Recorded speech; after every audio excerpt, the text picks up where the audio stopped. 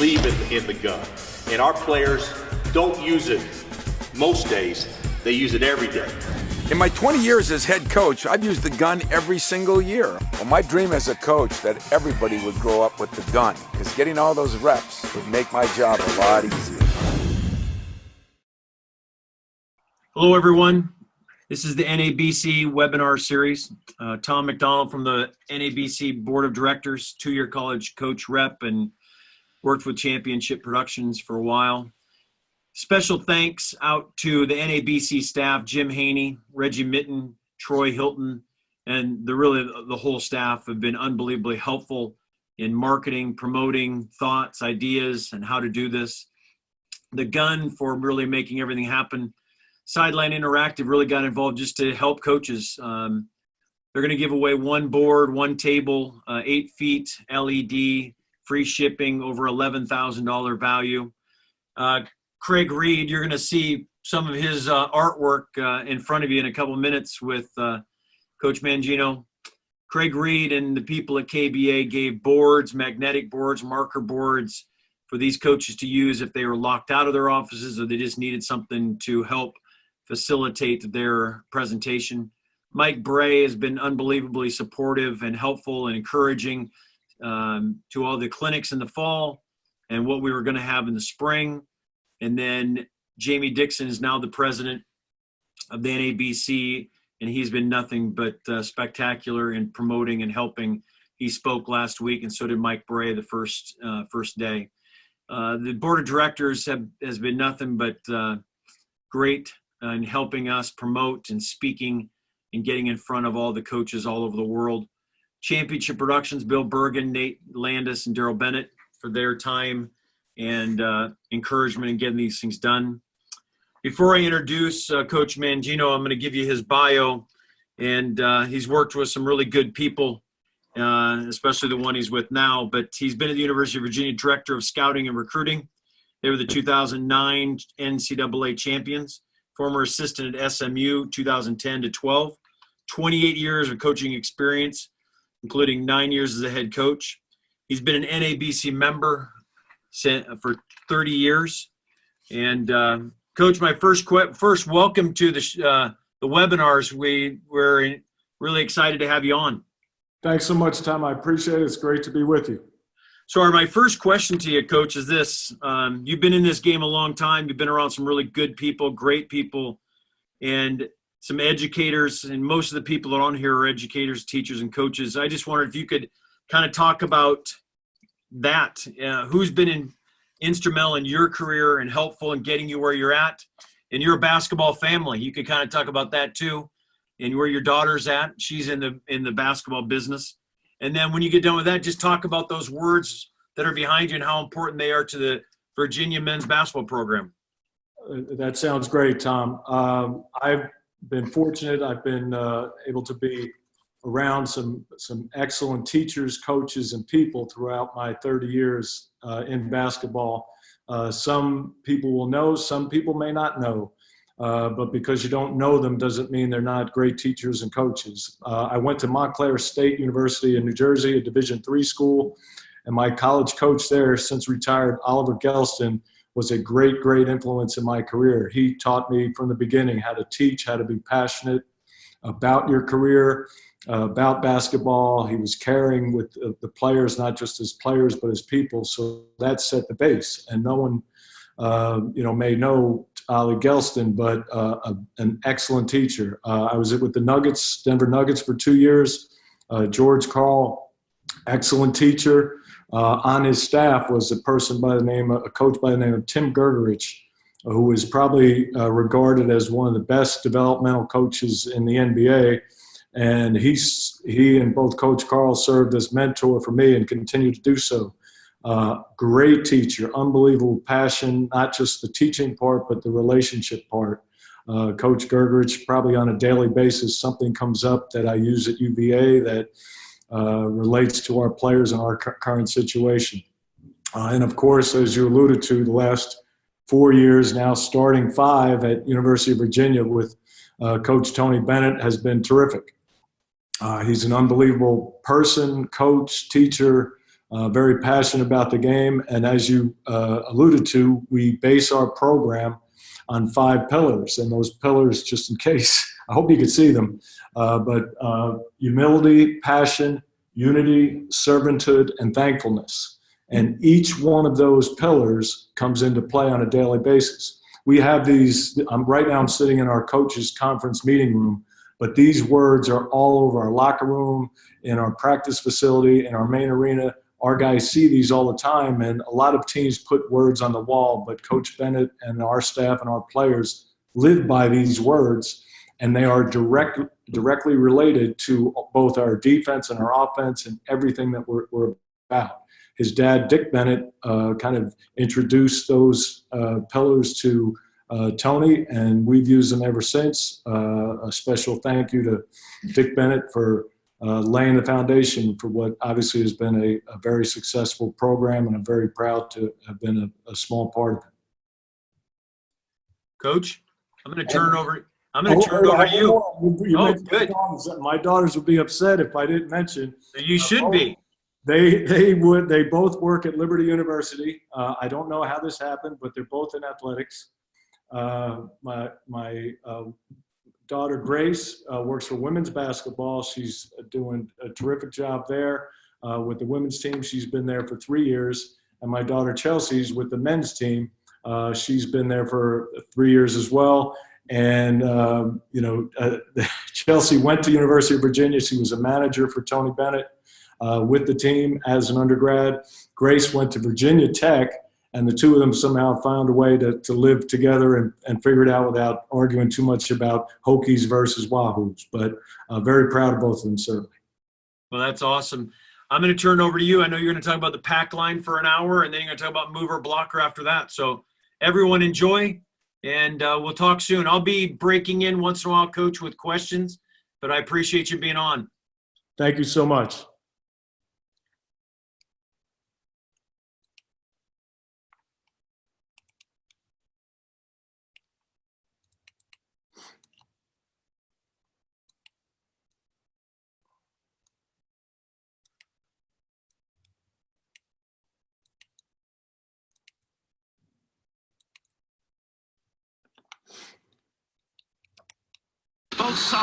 Okay, we're going to start with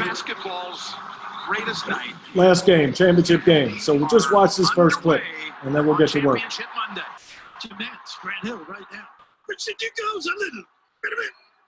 Little motion to start.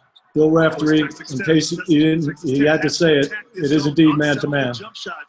Ball movement, player movement, and get into the paint against this defense. Interesting, they've got Clark or Mooney to start this game. Mooney coming off a season tying best 22 in the win against Michigan State. He's got a big size advantage in that matchup with guards. That is dangerous in a tough shot. Okay, no offense to Ref and Jim Nantz and so forth, but we're going to X those guys out, and we're going to go back and go through these clips piece by piece and section by section, and each clip might take a couple minutes. So bear with me. I think the process is in the details. So number one, pack line defense. We say we get back and we are in the pack. And later on in the presentation, I'll show you exactly what the pack is, where it is. Some of you may know it. It's just a line that we tape on with tape on the court. We do on the practice gym. Our guys know it. We do not deny wings. We are a protect the paint team. All right, so this first possession, we talk about getting back right off the tip. We're in transition, and I'm going to use my little arrow to highlight guys. I know their names. You probably don't. Maybe you do. But Coach Bennett is very big on effort, being in the right position at all times, being in the pack. And we'll go through that over the course of the next several minutes. So we start with ball pressure. Kihei Clark.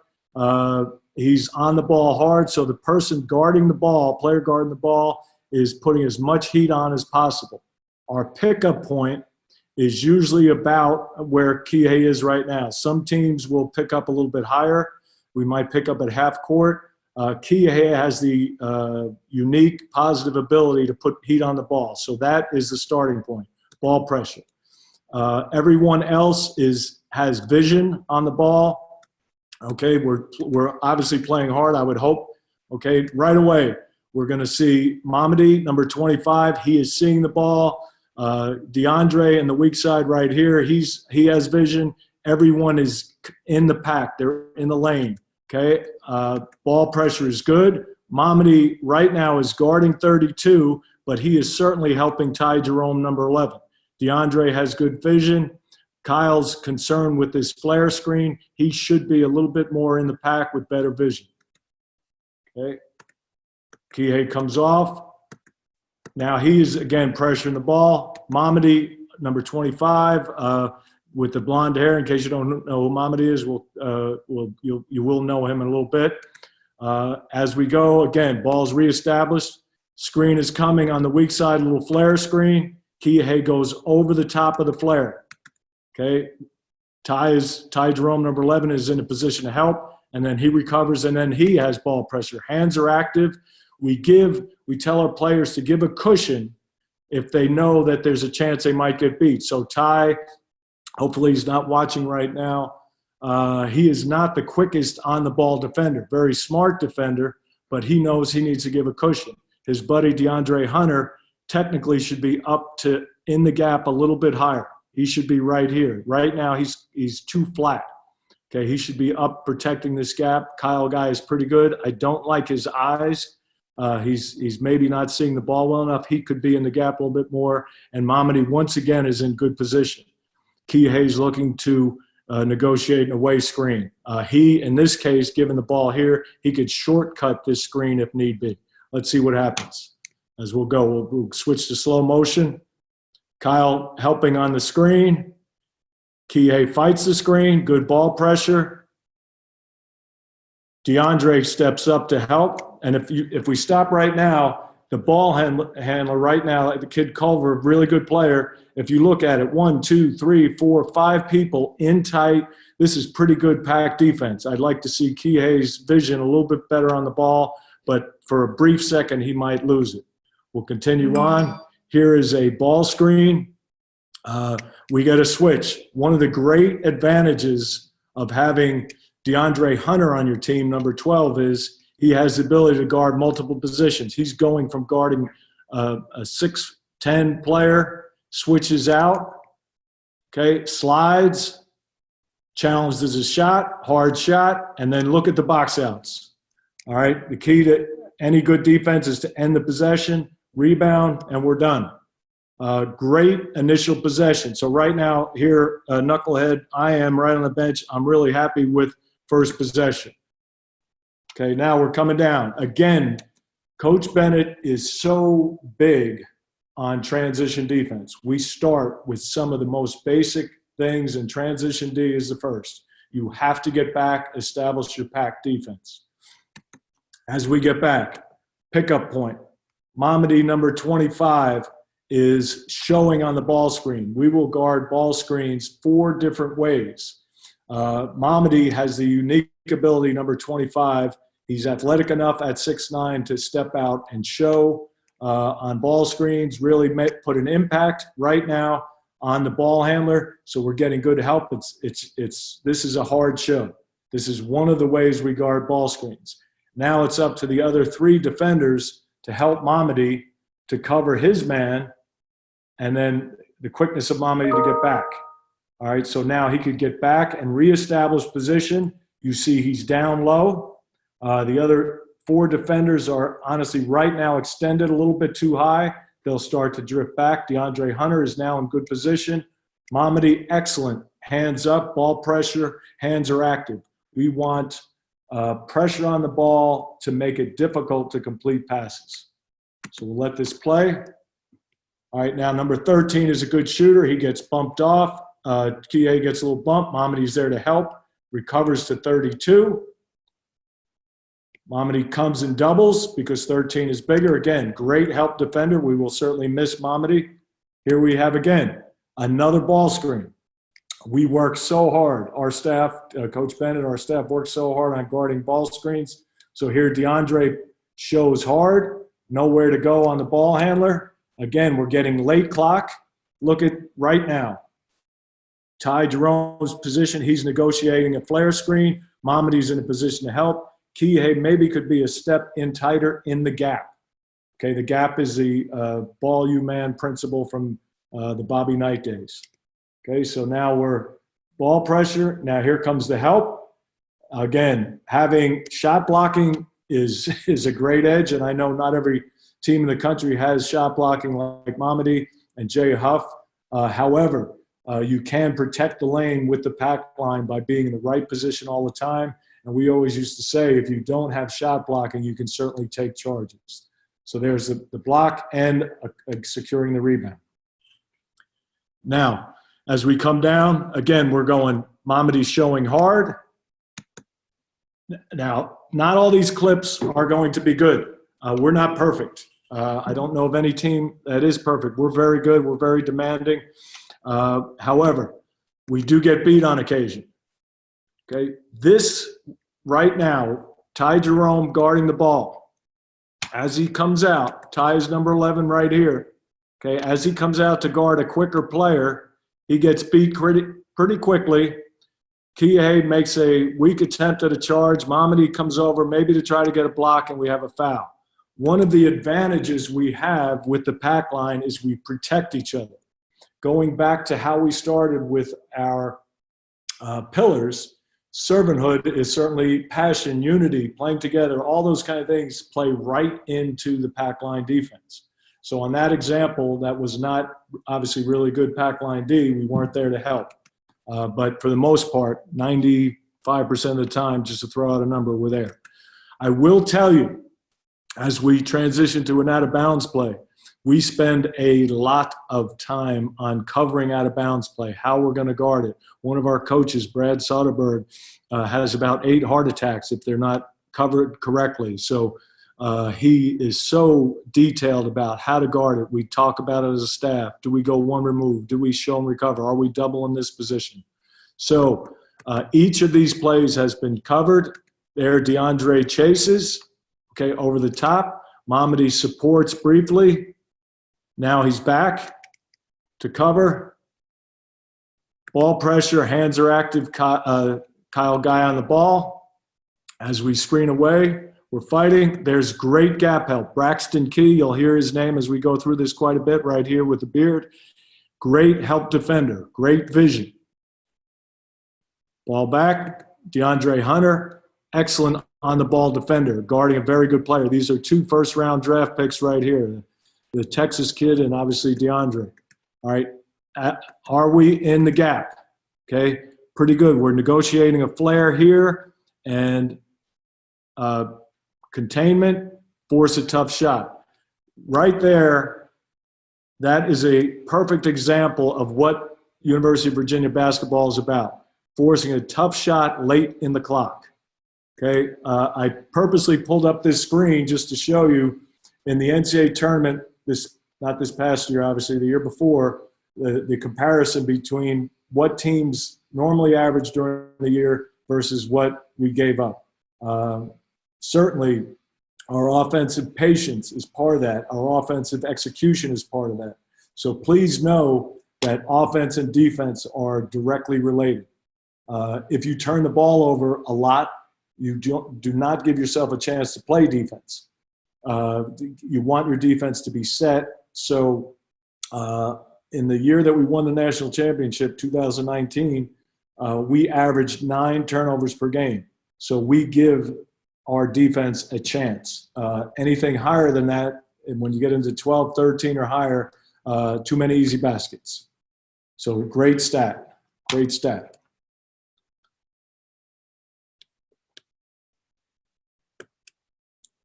Sneak in Coach Bennett. There's Dick Bennett. All right, now here we go, back to work. Ball pressure.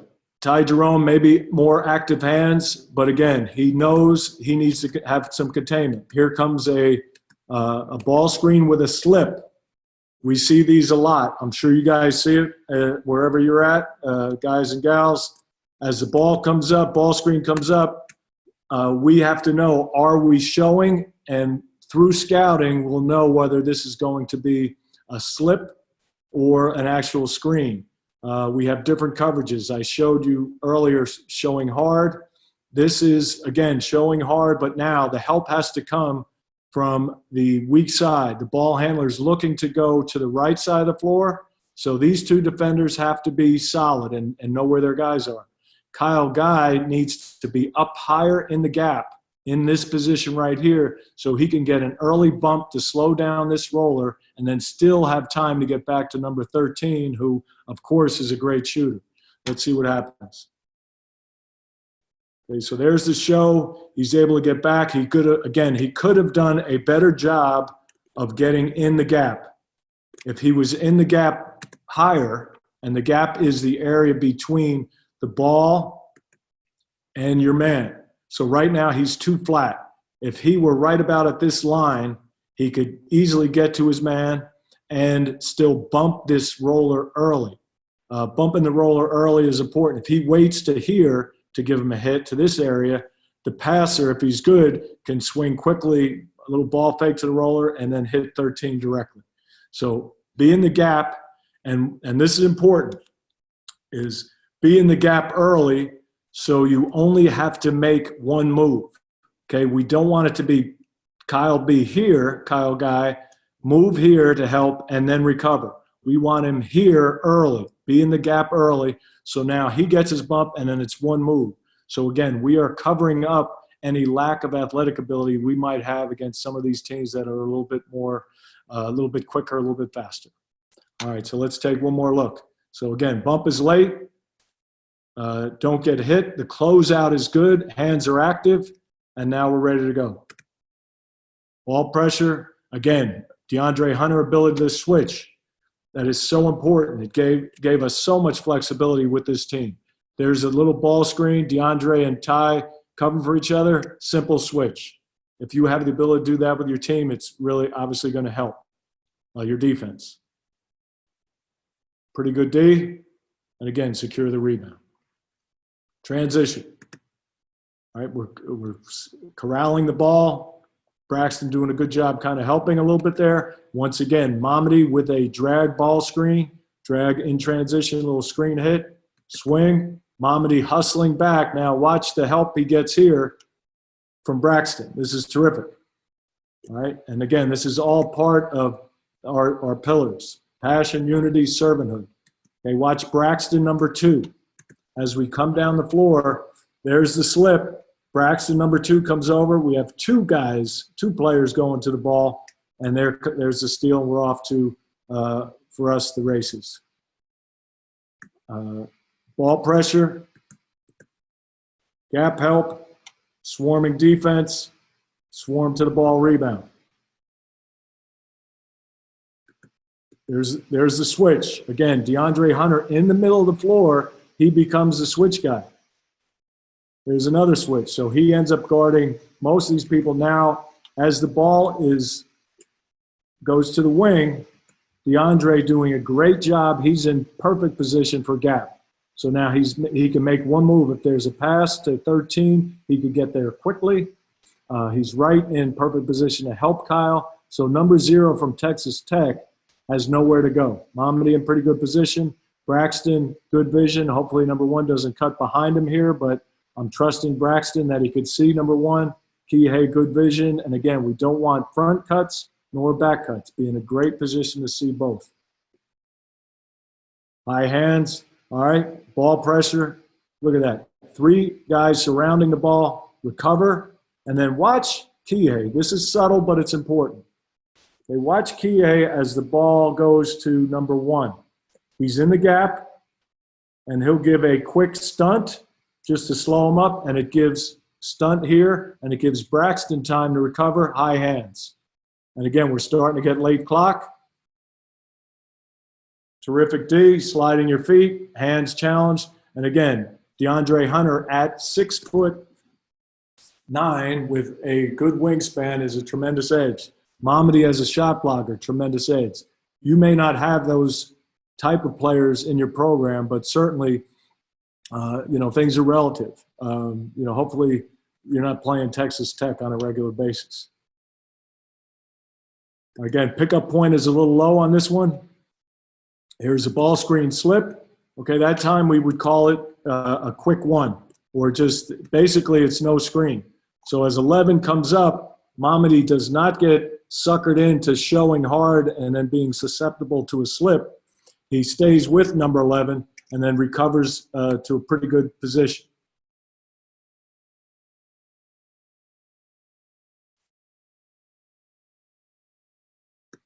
Good ball pressure. Again, Kihei, one of the biggest advantages he gave to our program is ball pressure.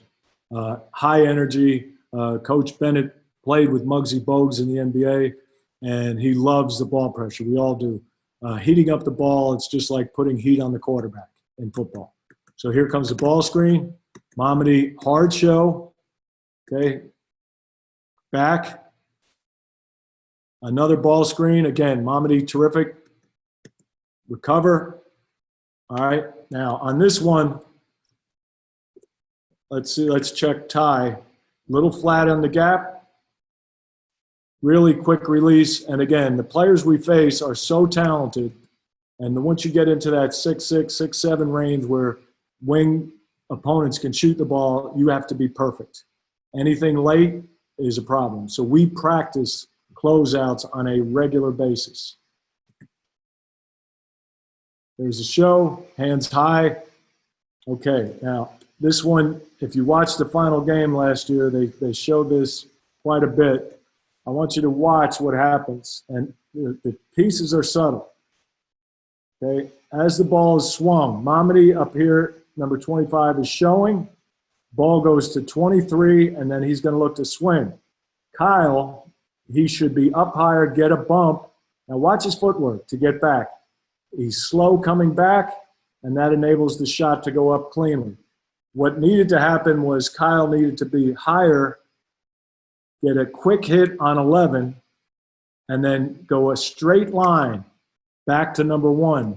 And then Mamadi hustle back, and then once again, a little better ball pressure. Well, actually, the ball pressure is pretty good. DeAndre's trying. And then that's why the three-point shot was available.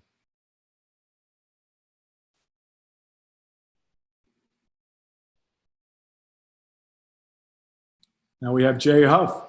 All of our guys need to, number 30, need to be able to show on ball screens. And I'm going to need to start moving a little quicker because I have another video that I need to show as well. So we're going to kind of get moving a little bit here. All right, here's Jay, shows. All right, now this one is a little different. And I want you to watch closely as we go. This is a ball screen with empty corner. So the weak side has to help cover on the roll. All right, you'll see that more clearly in a clip or two.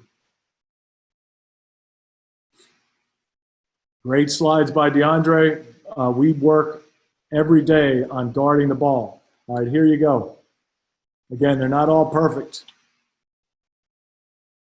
As we start to come across, here's the ball screen. Now, if you watch right here, corner is empty, so we have no help from the strong side. In the NBA, when I was with the Nuggets, we used to call this an eye. This happens to be a three-man eye with Kihei, Ty, and Kyle. These three players have to help Jay and DeAndre negotiate this ball screen. DeAndre has to fight harder to get over the top, so it puts less pressure on Jay. What happens is he's a little late. Jay comes up and shows we're getting virtually no help from the weak side, and they get an easy slip to the rim, and now Kyle's in a really tough spot. So looking back, all right, as you come with a single side ball screen, okay, an empty corner, what should happen right now is Kyle should already be over. This could be a full scramble. Kyle could come. Kihei could rotate to the corner. Ty could cover 25. If it's possible, Ty might be able to bump that early as the bigger player in the rotation. But that was a breakdown on our part.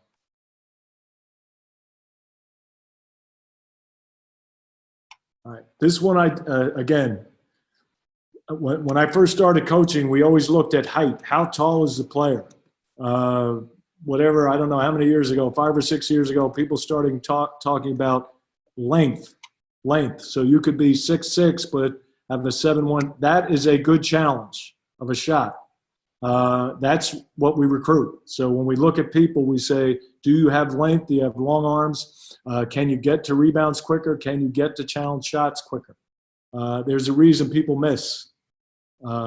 We teach them to challenge, and they have the athletic ability and heart to do it. All right, now this one, again, this is good offense. Texas Tech didn't get to the final game by accident. They just ran a single side ball screen and hit the roller. This time they go right to the corner, so they're trying to make the help pay. So now, and then he beats the closeout. So now we're in a tough spot. So again, we go back to all the pieces of guarding ball screens. Get into the ball, so there has to be less help. Show hard, quick, and recover. Weak side eye, look to help, and then recover in one move. And then what we will do as a coaching staff is, if we are getting hurt by this, we might switch to what we call a quick one, where we'll just do a quick show, and Jay, number 30, will stay with number 11. But that's pretty good offense on the part of Texas Tech. And we do scramble, but we get a foul.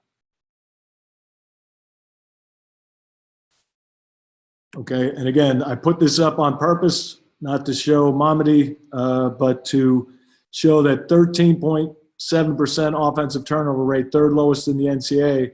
I show that while we're talking about defense because, again, that is directly related to how successful we are on defense.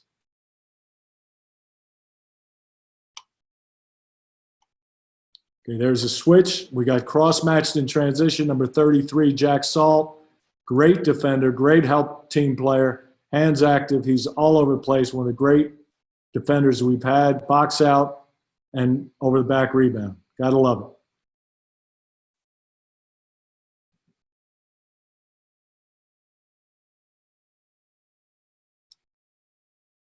it. Rotation a little slow on that one. We're going to kind of cruise through a couple of these.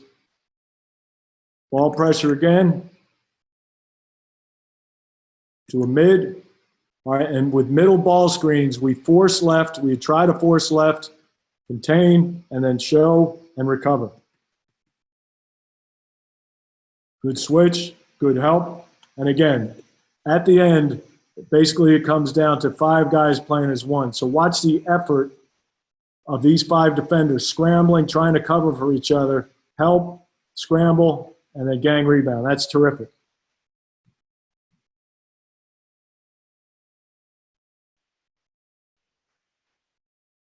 Here's Braxton. Again, anytime, Braxton's about 6'8". Anytime you have 6'8", players that can slide their feet, major edge. In high school, if you have a 6'4", 6'5", that could slide. Terrific. Good ball pressure, Kyle. Once again, not everyone has what Mamadi gave us, okay?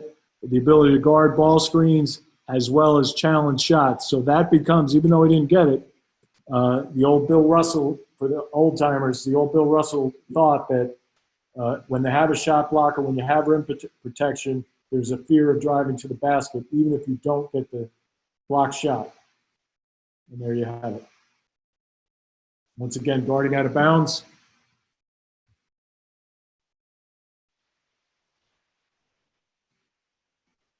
Containment. Hands are active. Forcing them out, and then force them into a long shot. Again, we're getting late in the game now.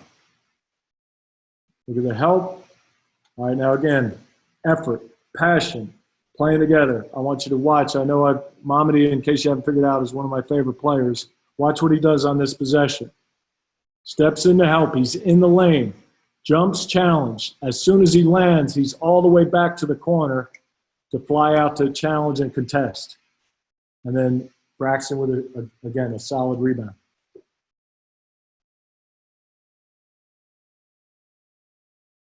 And that's a pretty good ending. So that's how we're introducing the pack line to you. Basically, very simple what we do. It's a lot of effort. It's a simple system, but we don't deny. We're in position to cover for each other. We help each other. We're back in transition. We don't turn it over. And then hopefully in 2019, we shot the ball well from three, so that enabled us to cut down the nets.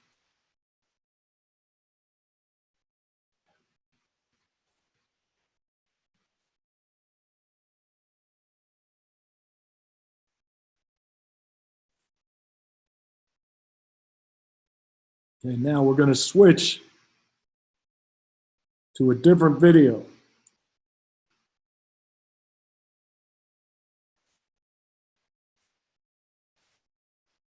I apologize, I'm good with technology, but not great.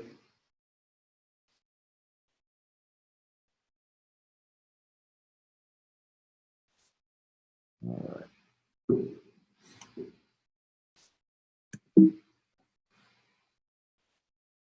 How about the multiple opportunities? That's got to be frustrating. As much as I like TV announcers, we're going to cut them out. All right. I will tell you, 2 years ago, we had played University of North Carolina at Carolina, and we lost by too many points. We lost by 25 or so. 2 weeks later, we came back, played Carolina at home, and we kind of recharged ourselves, and it was terrific. And we were a very, very good defensive team a couple years ago. This past year, the year we won the national championship, we were a very good defensive team. We were an excellent offensive team. In some ways, this team that I'm about to show you was better defensively. All right, I want you to watch Jack Salt, this young guy right here, in transition defense. Watch what he's doing. You talk about gap defense. All right, look at this. As we come back in transition against one of the fastest teams in the country, Carolina, this is basically the gap principle right here. Here's the line that cuts through these two boxes. It comes through splits the top of the key and comes around. It goes about 8 feet out this way, and it comes about 1.5 feet off the foul line. And it's a little arc that comes around here. 1, 2, 3, 4, 5 defenders in the gap. Terrific. In transition against Carolina. Jack, this kid right here, is guarding the trailer. He's helping with one of the faster guys in the country, this kid number 2. There's the show. Hand up the challenge. We missed the box out, okay? You got to finish it with a box out, but the transition D was terrific. Okay, when the ball goes back up top, Kyle, this is his freshman year, you can tell by his hairdo, needs to be in the gap. Okay, needs to be in, this is the gap. Not right here, he's flat. So as soon as that pass is made, he's got to jump to the ball, get in the gap. Devin Hall on the weak side, this young guy here, needs to be over more. Momedy's pretty good, and Jared Reuter we go 3/4 from the high side. Okay, so there he goes. He adjusts. Good vision. 4 defenders in the pack. Nowhere to go. Heat up the ball. Baseline drive. Let's see if we get help. Of course we do. All right, transition D. Watch Jack here. Right into the position to help from transition. Jack, just so you know, is about 6'11", 250. Okay, so with Coach Bennett's attention to detail and desire to do it the right way on every possession, Jack goes from transition right to the correct way to show on the ball screen. Hands active, home ref, so I don't think we get a call here. Ball pressure, shows again. Hands active, Devin Hall, ball pressure, in the gap. Got beat in the spot. There's the double. We do post double. Okay, and this is not a surprise. Most of you watch this play know that if the ball goes into the post, we go big to big. In this case, Jack Salt and Devin Hall is actually our other post guy. He's playing 4 for us right here. So Jack comes to double, jump poke from the base.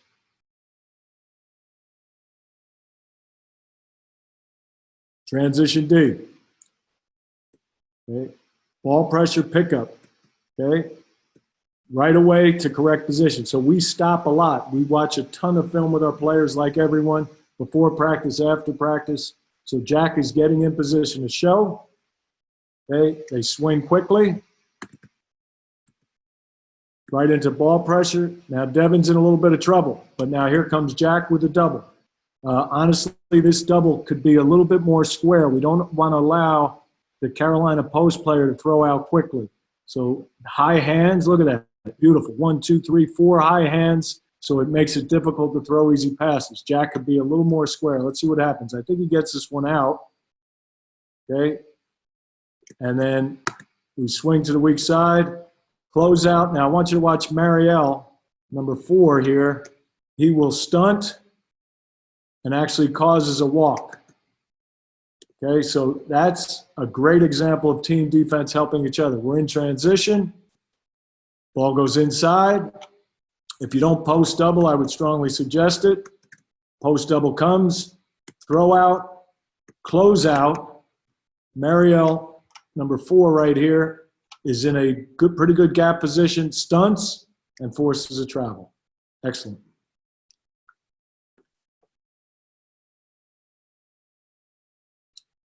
Isaiah Wilkins. That's a name you're going to be hearing a lot the next few minutes. All right, one of our best defenders that we've had. Great team defender, totally embodies our pillars. And what happens is, like most of you, when you have seniors and upperclassmen that understand what your program is about, they teach the younger guys, and that is what sustains your program. And Coach Bennett has done such a terrific job of recruiting the players that fit his system and the pillars, and those players get it, and then they teach the younger players, and that's why Coach Bennett's been so successful for so long. All right, here we are in a gap. Ball pressure is pretty good. Jack, of course, is talking, stays with the help as long as he needs to. Challenge shot, right back in the box out. I want you to watch Jack on this play. Okay, this kid shows, slides with the guard, gets in the lane, finds a box out. Terrific. All right, I snuck this in for those of you who are offensive coaches. Everybody's has both. Sometimes when you play good defense, it leads to good offense.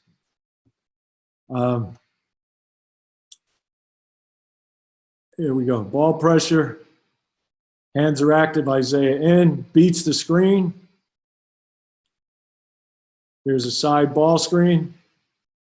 We're talking London, number 32 pressure. Force a tough shot.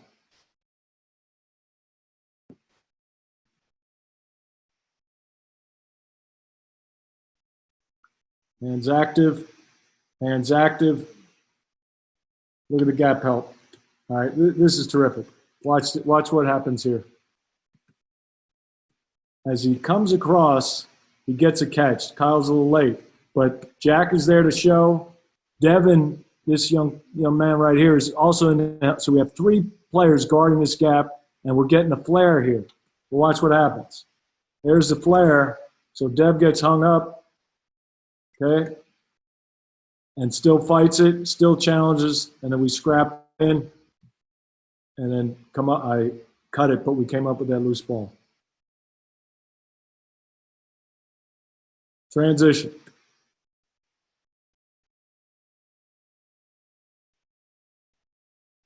Show, recover, ball pressure. All right, now here's again our post double. Really important. Devin Hall, long arms. He's coming in. Jack, we got him sealed. Kyle, a little bit late. This is so important. The weak side, once the ball goes into the post. Right now, this is, and we practice this all the time. Kyle and London, 32 and 5, need to be in a 2-man eye covering the basket first, and then the other player covers around the ACC or the foul line. So Kyle's late, and Carolina's able to squeeze one in. They lose it, but that's bad coverage. Coach, can I ask you a couple questions? Of course. On ball pressure, how do you determine how much? I'd assume he's saying. Well, a couple things. It depends on the athletic ability of your guy. So Kihei Clark, the little guy that I referenced earlier, he's got really quick feet. So we want him up and into, crawling into the guy and really putting a lot of heat on him. Ty Jerome has better length. He's about a 6'5", 6'6" guard, but he doesn't have the quickest feet. So he might give more of a cushion. The other determining factor is who you're guarding. So if you're guarding number 2 from Carolina and he's really fast and you're not the quickest guy, obviously you take a step back. I hope that helps. On the ball pressure, how do you determine how close to guard? You Yeah, mean, kind of moves. And yeah. then what pillars are constant no matter what? What are your absolutes? Okay. The pillars are constant. The pillars are absolute all the time. So if you violate the pillars, you'll hear about it. Whether it's on the court or off the court. On the court, the non-negotiables that we call them are transition D, okay, ball pressure, rebound the ball, don't turn it over, get a good shot. And those basic principles, have been around since, I don't know about Naismith, but 1950, and it's amazing that if you adhere to them, they still work. And then as far as ball pressure, get up and into as much as you're able to without fouling. Okay. Let's see. How do you decide who's going to double the post? Great question. We always go big to big. So we'll always go 5-man, go to the 4 or 4 to 5. Bigs are always the doublers. They're the only ones involved. If a 4-man feeds the post, we'll adapt to that. Sometimes we won't double that because it might involve cutters and so forth. But we always go big to big. How do you emphasize communication, or what do you emphasize on communication? I would throw that back out to our audience because I joke sometimes because for 30 years I've been trying to get guys to talk more. Our guys do a good job of it, but I think some of them would prefer texting each other that I'm in the gap and I'm in position, or sending them an Instagram or whatever the latest thing is. So they don't communicate as well as we would like. But we do say I'm in the gap. We talk about our defensive principles. So, if I'm showing hard, if it's a quick one, if it's a level show, post double, Mamadi and Jay Huff this year, they talked to each other before the double started, and it was terrific. I heard them communicate. But that's when you have upperclassmen who know what they're doing. It takes a while, but the more you can do to encourage your guys to talk, the better. We do not have any magic formula. Coach Bennett gets upset when we don't talk. We're constantly on him. It's good, but it's not perfect. In your preseason practices, do you do more 3-on-3, 4-on-4 to guard certain actions? Yes. We do a terrific job, and I apologize. This session is only an hour, but we go one-on-one. We go 1-on-0 to 1 against the manager, 1 versus 2, 2-on-2, 3-on-3. We will do build-up drills where we'll cover a certain action and then go to our shell drill. So we can say, a certain team runs a lot of dribble handoffs. So we'll start off the possession with an offensive group running a dribble handoff to maybe a side ball screen. We'll cover those 2 actions, and then we'll continue with stopping the possession and getting a rebound. So we'll go, defending the ball 1-on-1, just simple closeout, to 2-on-2, being in the gap, to a closeout, to 3-on-3, guarding an action, to 4-on-4. We like to do a lot of 4-on-4 as we go through the year because it's harder than 5-on-5. When you go to 5-on-5, obviously you have an extra defender. We will work on doubling the post because that enables us to be really alert on defense, and our other perimeter guys have to be alert. So there's probably a dozen or so drills that we do on a consistent basis.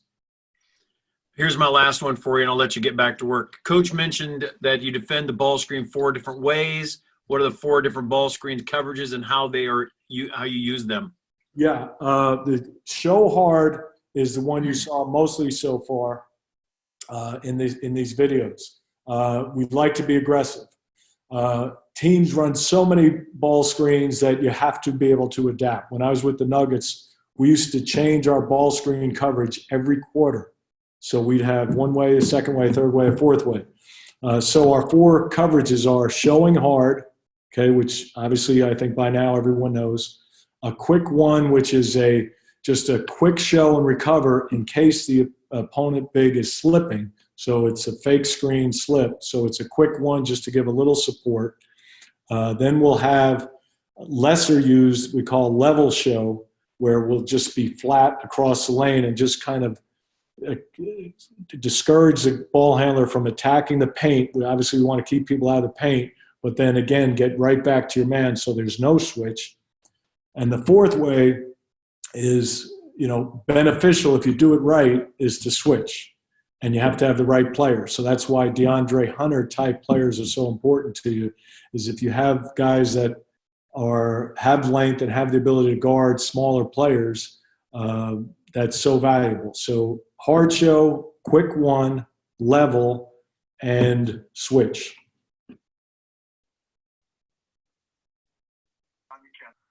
Okay. Coach, you want to just go on? Yeah, I have a couple more. A couple more clips if it's okay. Perfect. Then I'll ask you 4 more questions, and I'll let you go on to the mover blocker if you want. Sounds great. Thank you.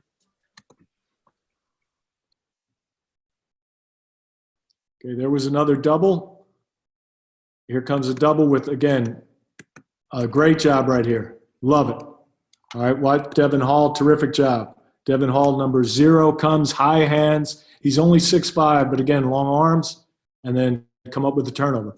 The doubling the post is one of the ways we're able to create turnovers and force action. Again, post double. All right, now a little better here. What we're doing here, and I haven't mentioned this yet, but it's important. Number 5, Kyle, is closing off the first outlet, okay? The other 2 defenders are covering the weak side. London probably needs to be at the foul line or lower, and Devin Hall, number 0, is covering the basket. So let's see what happens here. Okay, so right now, good trap, hands high, and then they get it out. So you negate the post player and then force a tough shot, and then, okay, we got the ball as well. Terrific.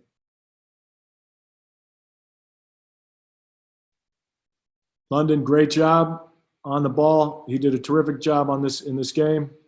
All right, this is one of my favorite possessions. Okay, one of them. All right, watch Isaiah Wilkins, one of my favorite players in my short time at UVA. Watch Isaiah Wilkins and why he exemplifies our pillars.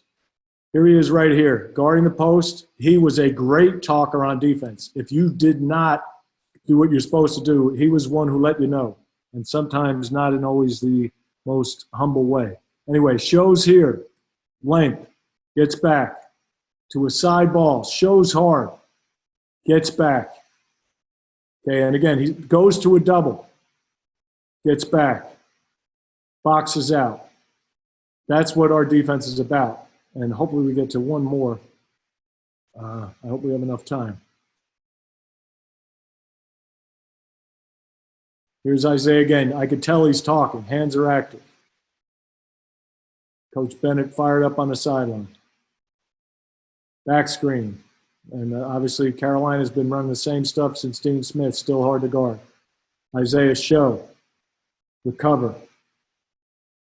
Trips him up. Ball pressure. This is my possession. I want you to stay with me on this. I'm going to show it one more time. All right. Watch this young guy. I'll be honest. Coach of 30 years, and I know you guys may or may not be feeling this right now, but I get chills watching this. Okay, Isaiah Wilkins, number 21, negotiates a back screen. Cross screen, helps, deny, post. He's going to show hard. This guy player, Jackson, I think it is, has nowhere to go. Look at how far he is, almost at half court. Hustles back, trips him up. Hands are active, ball pressure. Hands are active, throws it out. Steps up again, shows on the ball screen. Recovers, takes a charge. Sorry, that's terrific. That's big time. I've said terrific too many times, but that's special. Show.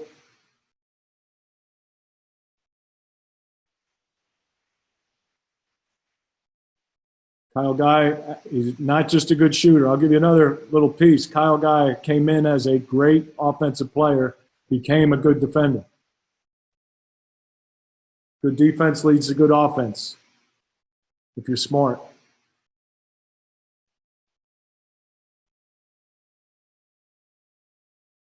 There's Jack Salt, show, recover, and then we get the charge.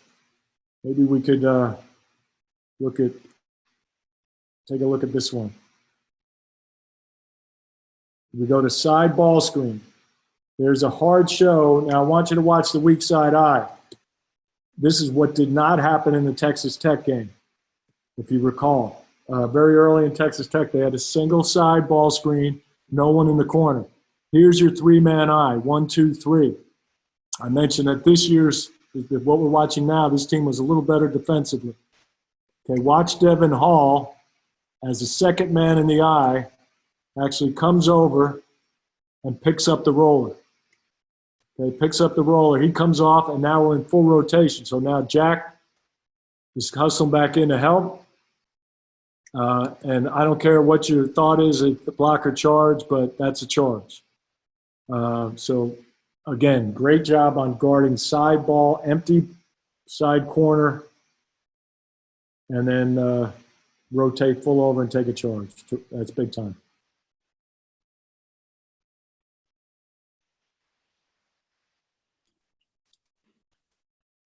There's Isaiah, number 21.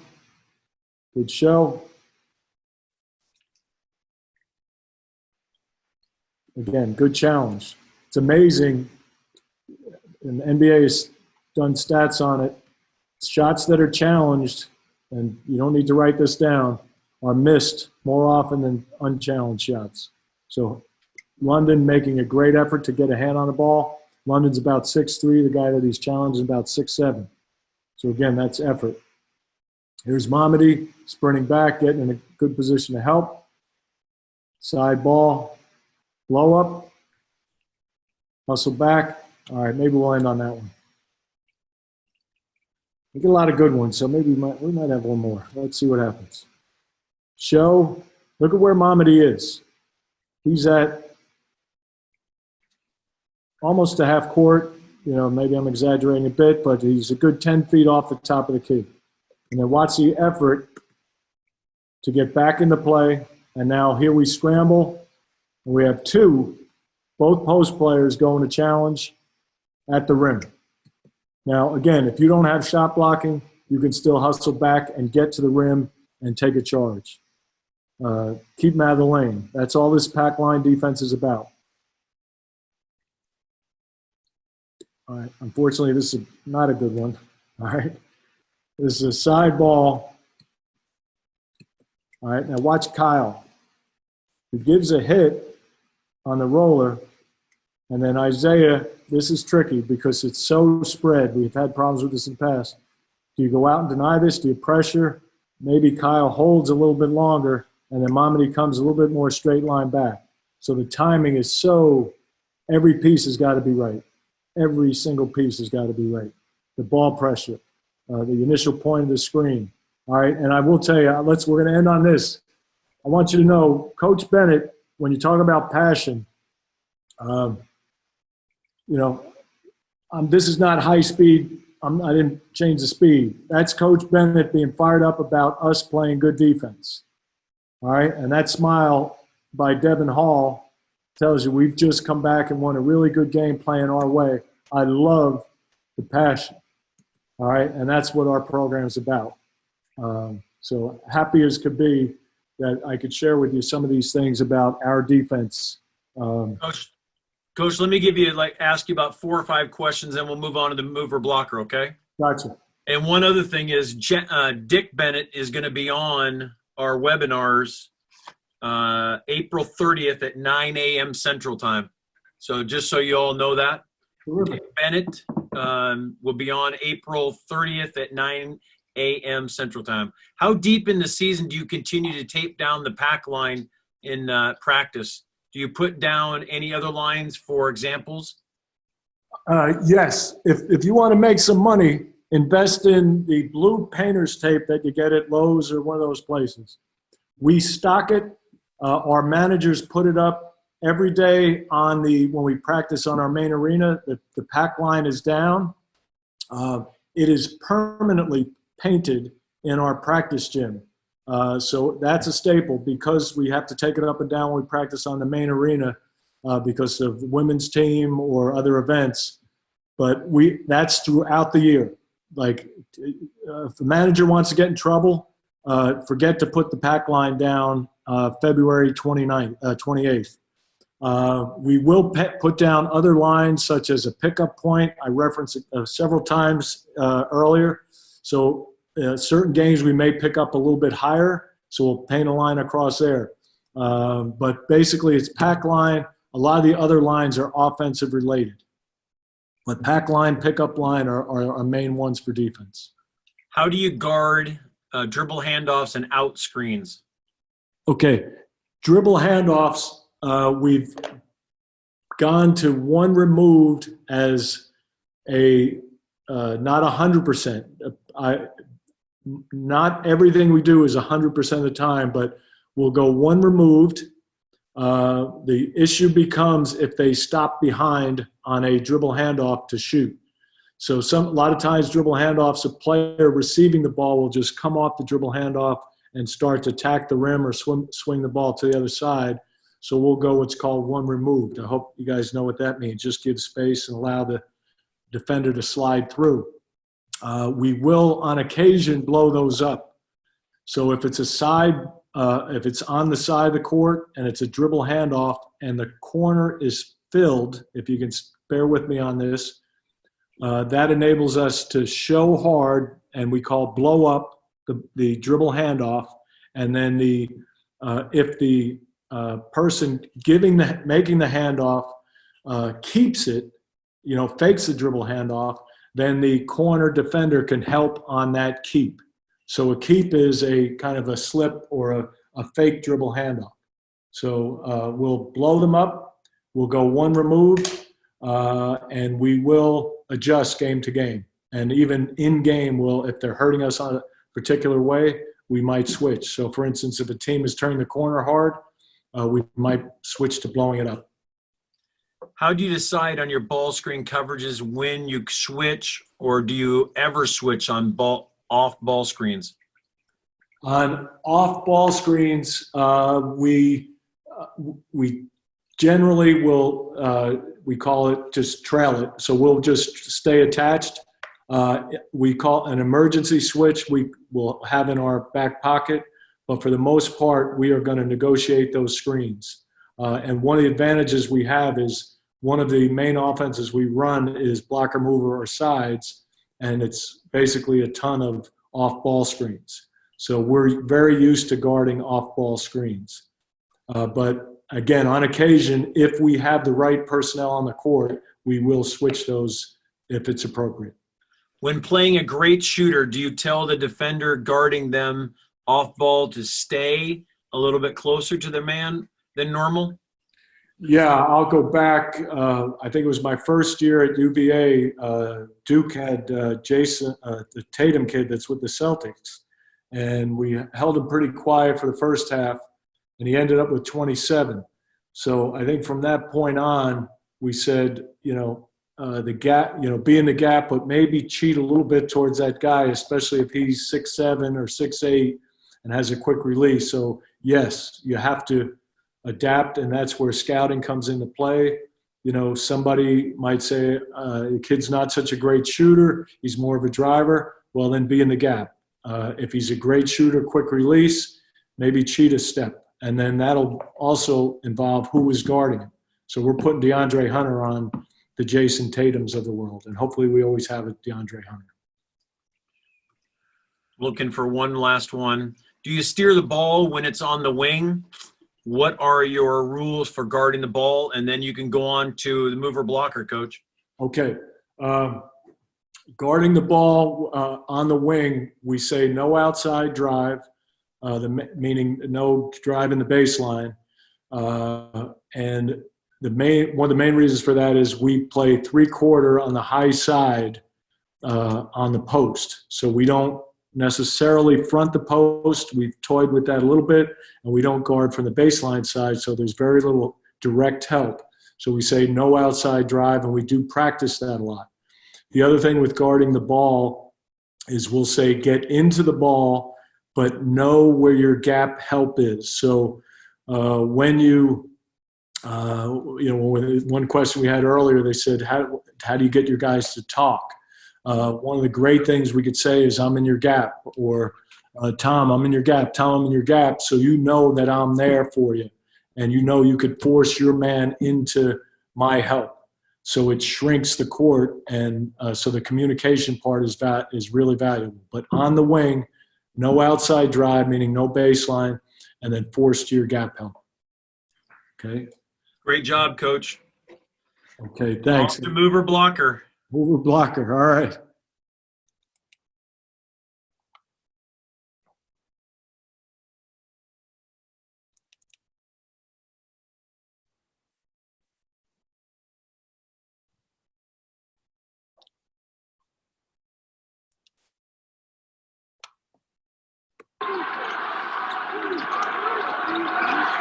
All right, we're going to start the same way. One of the great assists. I'm going to show you a clip, and then let the announcers talk, and then we'll take over. Bit of a guy argue about that one. No, it's in the discussion right now, this pace. All right, we are transitioning to what we call blocker mover. And with our team now, the name doesn't really matter, but we call it sides. Blocker mover is the same name, same system, but blocker mover, basically what we're looking at is two screeners. In this case, it's Mamadi, number 25, and DeAndre, number 12. Okay, those are the blockers. The movers are Kihei with the ball, Kyle, and Ty. All right, so we actually obviously have a really nice group out here. Setting good screens, so important. This is very, very simple, but very effective, and it directly relates to our defense that we just discussed. So the better job we do wearing teams down on offense, setting great screens, coming off hard, getting good shots, taking advantage of all 5 players from an offensive standpoint, the better we are. So with that, as you see, Kyle's going to come off a Mamadi pin down right here. Okay, as he comes off, we practice these shots on a daily basis. Kyle Guy was one of the best at this. Okay, he was one of the best at coming off a pin down. Watch his footwork. He doesn't come square all the way around, but he was so talented. Okay, such a quick release, such a great shooter. Now, this one doesn't go in, but that's okay.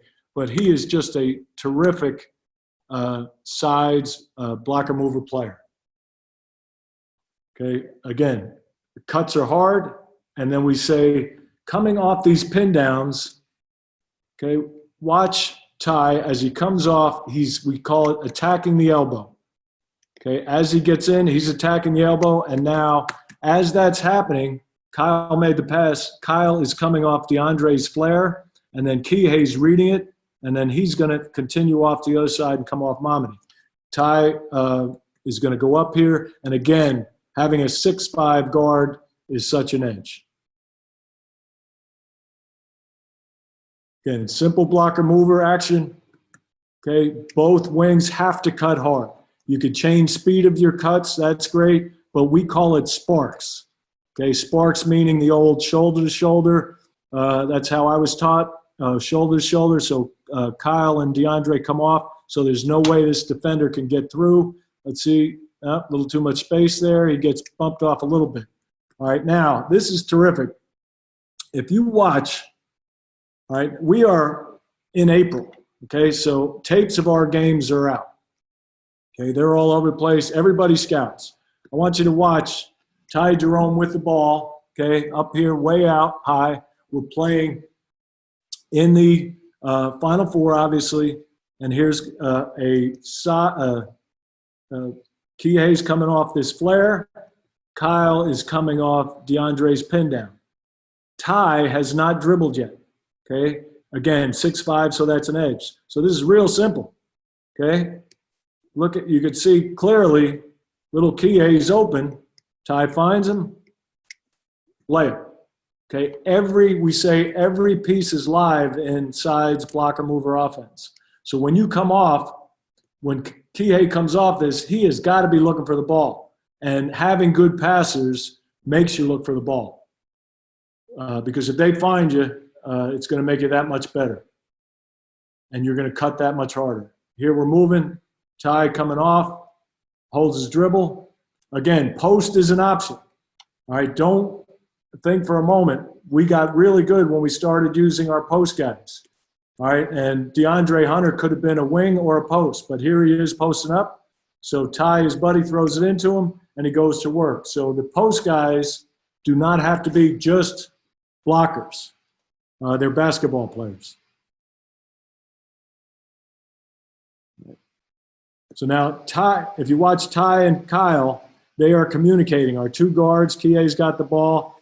Teams will sometimes play you hard, and the two guards moving will then communicate and say, you go ahead and cut, and then I'll go the other way.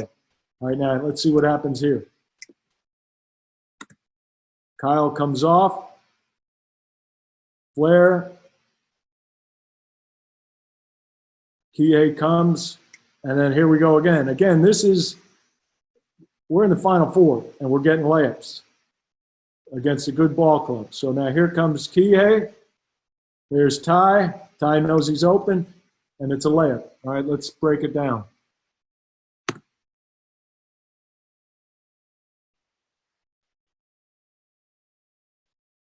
Real simple. Here's the catch. Big Jack is out there. He probably got hit once, and now Ty knows he's open. Great left-hand pass, and again, finish around the hoop. Like every piece is live in this offense. Post-up guys, screeners, cut hard, look for each other. Again, this offense goes perfectly with our pillars. All right, here's a nice piece. Now, I want you to alert you to a couple things here.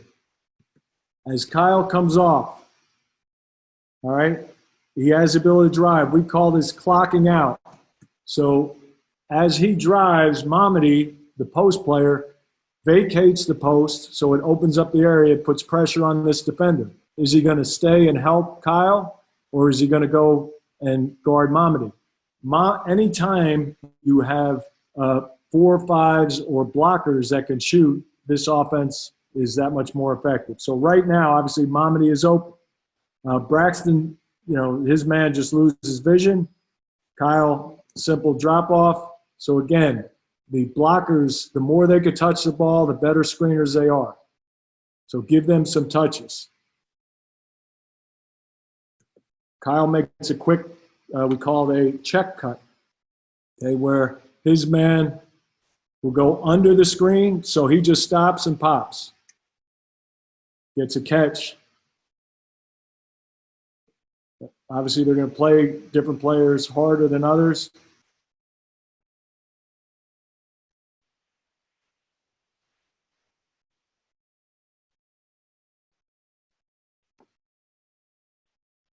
And then sometimes we'll run different entries into sides just to give it a variation. So now we're back into sides, blocker, mover. We're cutting hard and get a good look at the basket. We love second shots. Okay, 4-5s, one of the other great advantage of blocker, mover sides is your 4-5 are around the basket. Okay, so they're going there. There you saw Mamadi in great position for a second shot.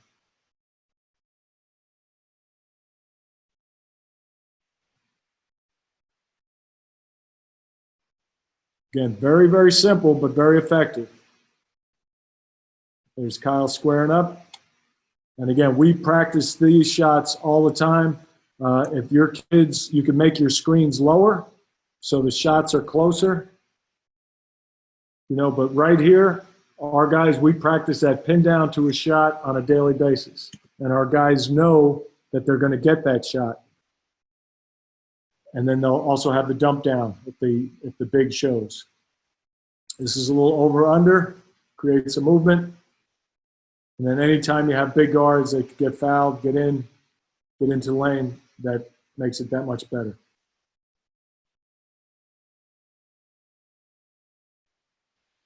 All right, again, a simple entry just into sides. There's your pin down. All right, and then, you know, we didn't invent this, but anytime you come off a pin down, watch Kyle.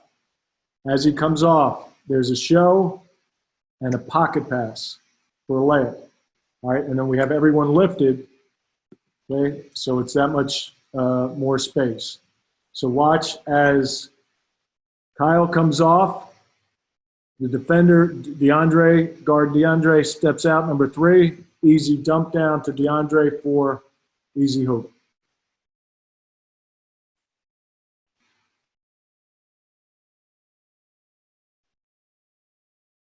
Again, pocket pass, you know, come off, pin down, and now once you start, number 3 on defense from Auburn is going to show. Everyone else is lifted. Mamadi's given a flare, and that leaves an easy pocket pass for DeAndre.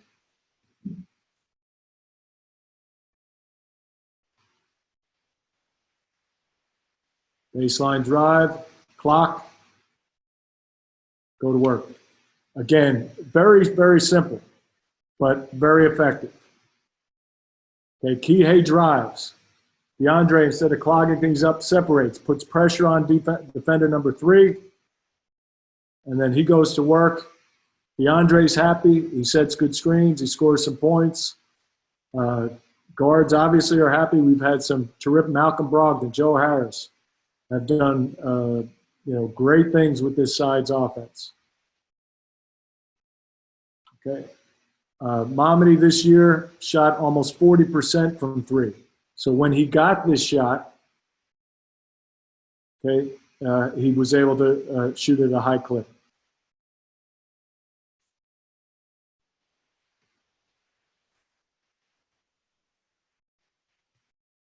There's a flare, penetrate, and there's a separate. So Mamadi catch. He knows he's going to get the shot. So in the summer, springtime, he practiced those threes a lot. He became one of our top 2 or 3 three-point shooters for the year. So that, again, puts so much pressure on the defense when your 4 and 5s are basketball players, and obviously meaning dribble, pass, and shoot.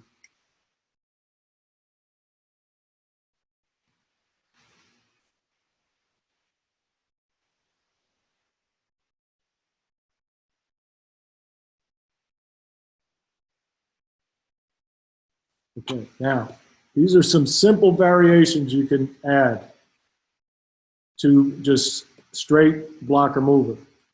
Right? As the big sets the flare, so Jack number 33 is upsetting a flare for Kihei. Ty is attacking the elbow.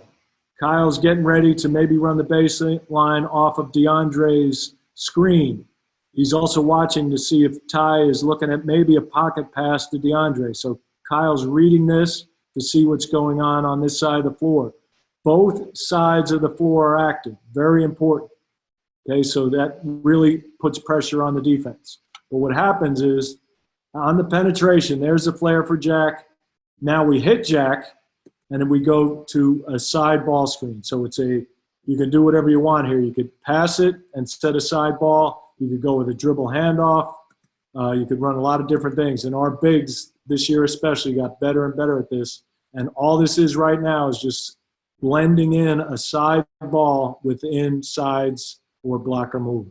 This is really good action, all right, because you've broken them down with some screening, banging them with again, Jack is 6'11", 250. You bang some of these guards with screens, and now you put them in ball screens. Nice pass, good finish. Side note, talent helps to make offense look better. You can write that down. There's a good screening. Mamdi and Jack, very unselfish. Let me make this point right now.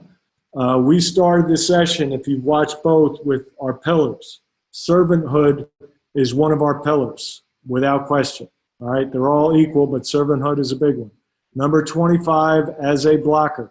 Number 33 as a blocker are serving University of Virginia men's basketball by doing their job to help these three guys get open. And then it's our job to get them the ball, some to score. But they do a wonderful job of setting good screens, getting their teammates open, and putting so much pressure on the D by making them work. There you see a great job by Kyle getting to the rim. All right, so he's not just a shooter. You can go either way. There's your check cut, flare, Kihei cutting hard, Mamadi adjusts the screen. All right, and this is important. Teams sometimes will decide they're going to take different routes to stop you.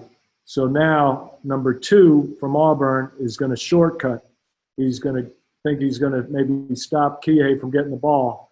Through scouting, we will know how they guard off-ball screens, whether they switch, whether they stay attached, whether they trail, or if they shortcut. If they shortcut, we will have practiced during the course of the preseason and regular season, and especially emphasized prior to the game of how many practices we have, we're going to practice drilling shortcut passes. So here we go. So Mamadi steps the screen up. Ty knows it's coming. Kihei cuts it short to the corner. Wide open 3. And obviously, because I clipped it, it went in.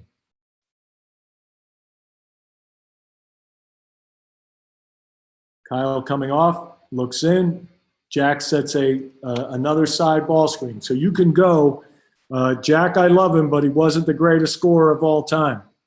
So Jack, number 33, not a great post-up scorer. So he decides, instead of posting, to step off the box and help his teammate another way. And then Mamadi's upsetting a flare, and then Ty needs very little room. Again, it is so important, all 5 people working together. This is a really good possession. There's Kyle, unselfish, strong with the ball. Jack comes out. Mamadi's getting ready to set a flare. Mamadi, number 25, up top. And if you watch, this is one of the reasons why this offense is so effective. It's simple but effective, is watch the guy guarding Ty. He decides, like every team in the country, I'm going to be in a position to help on this penetration. So he helps, but while he's helping, Mamadi is getting ready to screen him. So there's the help, and because we are serving each other and we're unselfish, all right, Kyle reads that, and not only does Ty get an open look because of the help, but he gets the bonus of a screen by Mamadi. And took the dribble, rhythm, open 3. All right, good shooters, good offense, and again, 5 guys playing together. There's a catch, square up, strong. No need to dribble right away. Sometimes you can dribble, sometimes not. There's a flare. There's a clock out by DeAndre. Beautiful. Beautiful basketball. I'm getting fired up. It's April. Let's start playing again.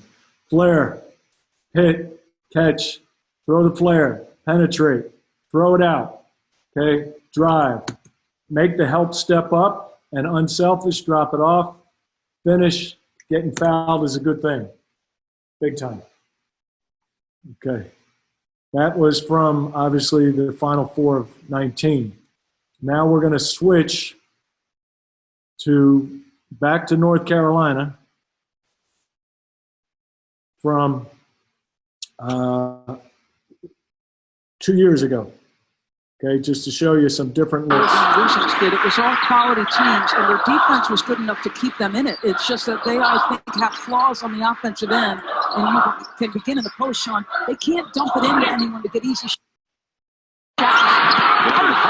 North Carolina, the floater or the push shot.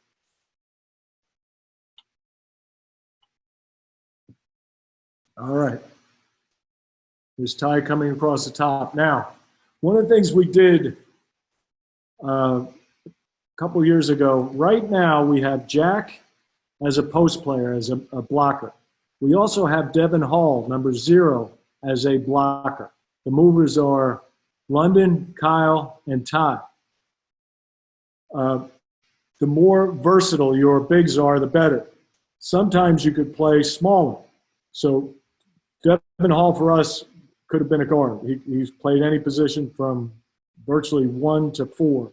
Here he's playing a 4. So it's an edge that puts pressure on the D. So he's trying to screen, does a decent job, but we gave him the ability to pop out, and obviously he's more comfortable handling the ball. And I want you to watch this. This is very subtle but very important. After Devin, number 0, goes with a dribble handoff, watch what he does. Okay, instead of rolling, he separates. Okay, now, if 4 decides to help Kyle and gets into the lane, and Kyle throws back to Devin, that's a wide open shot or a baseline drive. So keep that in your playbook for your bigs to separate off dribble handoffs or even pin downs in basic sides, blocker, mover. All right, and Jack goes to a dribble handoff to a screen away to help London get a good look at a basket, good look at a shot. London, all right, he was the best. And anytime we talk to our players about how to negotiate coming off pin downs, I want you to watch number 32, London, as he comes off Big Jack's screen. When he comes off, he's coming off hard shoulder to shoulder, so his defender's trailing. Number 2 is trailing. He makes the catch. 44 jumps to the ball. London does not dribble. Okay, he is strong. He's not getting hung up. He's not getting a turnover or a tie-up. He catches, holds, and he goes right to the flare pass to Kyle. So 44, Carolina's defender, I think, again, the kid's Jackson, I believe, goes to the flare, and now Kyle's wide open because London did such a great job with an offense. And again, super passing, maybe overpassing on this possession, but I'll take it. But really good job by London. Here we're moving well. There's the flare. Okay. And if you hold 1 second.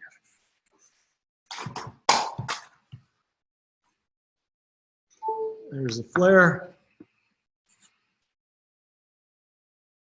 Wide open shot. Terrific.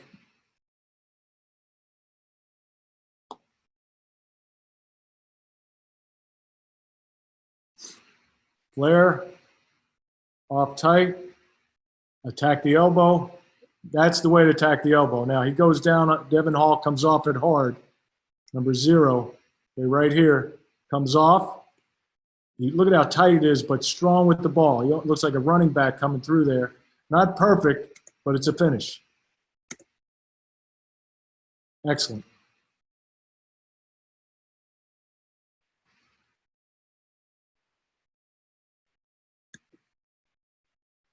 Okay, there's the catch and closeout. All right, attack. As he attacks the elbow, I do want you to, again, take a good look at what Isaiah is doing. Okay, Isaiah right here, as he separates. Now, Isaiah, again, I love him on defense, much improved on offense, but he was not really comfortable shooting this. If you have a 4-man or a 5-man that could make a short shot, separating is really difficult to guard. Okay, really, really difficult to guard. Here's London coming off, flatten out to the corner. And again, that's very similar. Let's see how number 2 guards it.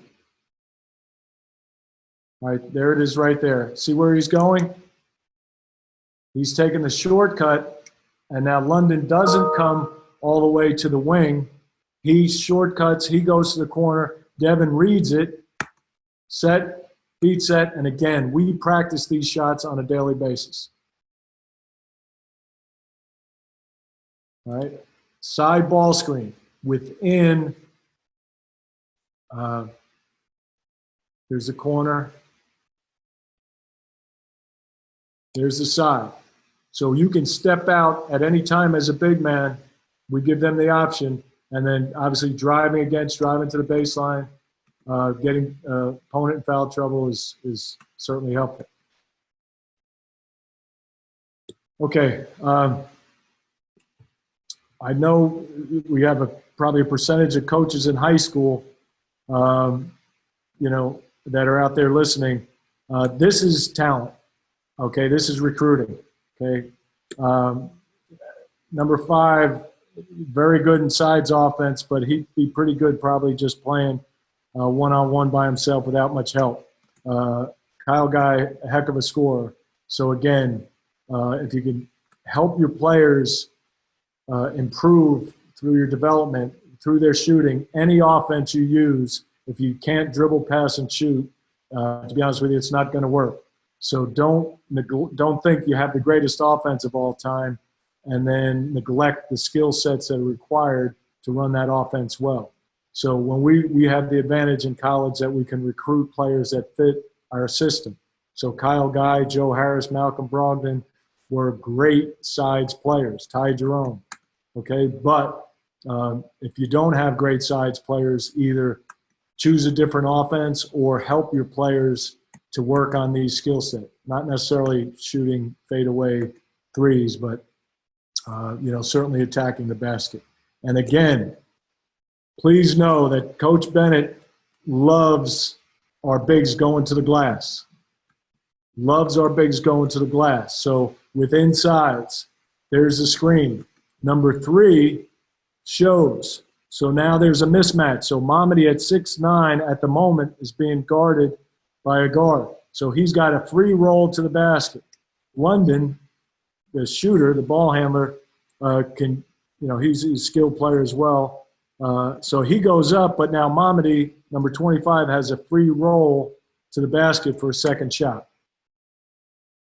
Again, another very good, simple advantage of our sides offense is your bigs are able to get you second shots, helps you get your percentage up, gets the other team in foul trouble. We will get easy threes from an offensive rebound. We are very good at tip backs as well. We encourage tip backs. I won't say practice, but we encourage our players to reach up with one arm if they can't get 2 hands on the ball and tip it back, and we get on average 1 to 2 a game. Big possessions. Kyle, catch square. Read the defense. What's going on? All right. Shoulder to shoulder. Are there sparks flying on these screens? Are you coming off shoulder to shoulder? Are you coming off shoulder to shoulder? One of the simple benefits of the sides blocker mover offense is that both sides of the floor are active at the same time, so the defense can't lock into one side of the floor. So as we go, both sides are active. London comes off the flare, comes off a rescreen, looking to attack the elbow, and then we go right to the other side of the floor. It's Kyle changing speeds. Okay, again, if I haven't mentioned recently, Kyle Guy has talent. All right, but watch him. I want you to watch his footwork as he comes off. He gets to the middle, right under the basket, pauses for a second. Now he's created separation. There's Mamadi's screen. So right now, he knows that shot's going up. Roy Williams doesn't know it's going off the glass. I don't even know if Kyle does. But catch and release as quick as could be, that is a beautiful shot. And if you don't have the talent to do that, that's okay. All right, just catch and then continue on with your offense. But if you practice these catch square-ups, and if they're in a little closer, even with high school kids, you might be able to get that. But that is watch his release. Beautiful release, top of his jump. We get a little grace with the bank shot. Shortcut, goes to the corner. Jack comes up once again, sets a side ball right to another ball screen. Flare, step out, attack, get to the rim. Second shot. All right, let's take a look. This is a really good possession to see the subtleties of sides. And we get a catch. All right, and don't discount that. Some teams you play are going to try to deny. So you guys are going to have breakouts, and they're going to have to use these screens to get open. Come off the screen. Defender shortcuts. So number 4, Mario, shortcuts, fades to the corner, gets a catch. Jack, being the unselfish player he is, steps off the block, okay, and sets a side ball to help him out again. Devin, in this case, is the 4 as a guard, but he's playing a 4 spot, sets a flare for Thompson, okay? And now Mariel, sorry, forgot his name for a second. And now Devin attacks the dribble, off the dribble, right to another dribble, so we're attacking closeout, get to the rim. Once again, we get second shot. That's Darius Thompson. Sorry, Darius. I doubt you're listening, but that's okay. I feel better. And then, as always, 3-point shots off of offensive rebounds, usually good looks. So good look doesn't go down, but pretty good possession. And again, if I haven't emphasized this enough, sides, blocker, mover is a great way to wear your opponent down. I've seen it during the course of games. I won't mention what teams, but where they'll start out defensively, they're all fired up and they're aggressive, and maybe we're struggling a little bit scoring in the first half. But they start to show signs that they're breaking down, and we're starting to get easier catches, and then we're getting some pocket passes, we're getting some flares. In the second half, we wear them down and end up winning by 8 or 10. The other thing it does is it wears them down because they have to chase you coming off all these away screens, off ball screens, and negotiate our 6'10", 250-pound guy, big man setting the screen, and then their offense is less effective because of the effort they have to expend on defense. So it's both our blocker mover and our pack line working hand in hand to wear teams down. All right, this one we showed you from the Final Four game, okay? This is a flare, and we say every piece is live. So right now, Kyle should be clearing out off Mamadi's screen. Devin has his hand up, and he's got eye contact with London. And London knows this is a live pass. So always look for it, because that's going to make the kid may show a little bit, or at least respect this, and that'll enable Isaiah, number 21, to be open if you want to throw it to Isaiah. But in this case, we actually complete the pass to Devin, and then it's not clean, but we get a good look at it. So always look at, we call it wrap to the rims. Okay, this time London doesn't really look, but he comes off the rescreen. Okay, and then please tell your guards, throw it inside once in a while to your big guys. They are working so hard to get you open. They are servants to the program. They are servants to the perimeter players. But throw it into them. Don't neglect them. If your guy can't score, go ahead and pump fake it, throw it to somebody else. But if he can score a little bit, throw it in sometimes. And if he's a viable threat, throw it in a lot. Because it's just going to make it that much harder for the opponent to guard you.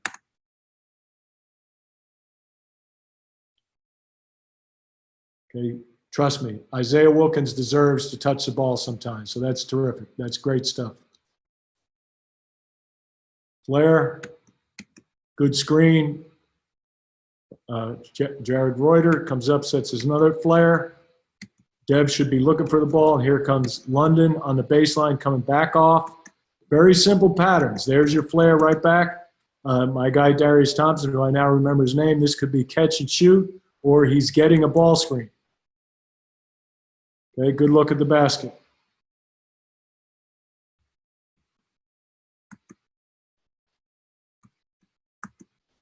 Okay, now watch as Darius comes off, and again, we look at these and we will show players individual clips. We will cut maybe 10 or so clips at a time, a couple times a week, show our guys, are you coming off shoulder to shoulder?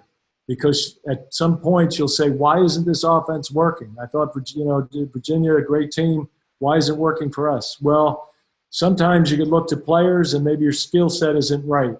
sometimes you're not executing the pieces correctly. So are you setting good screens? Are you using them well? So are sparks flying?